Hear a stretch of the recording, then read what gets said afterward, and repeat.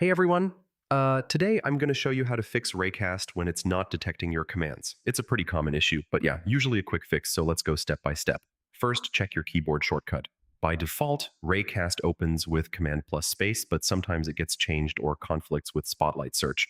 So go into your settings and make sure the shortcut is set correctly and not being used by another app. Next, try restarting Raycast. Just quit the app completely and then reopen it.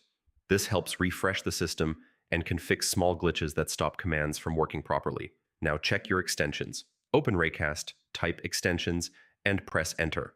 Make sure the extensions you want to use are enabled and fully updated because disabled or broken extensions won't respond to commands at all. If it's still not working, clearing the cache usually helps. Open Finder, go to your library folder, then Raycast, and delete the cache folder.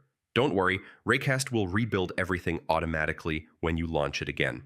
As a final step, you can reinstall Raycast, download the latest version, remove the current app, and install it again.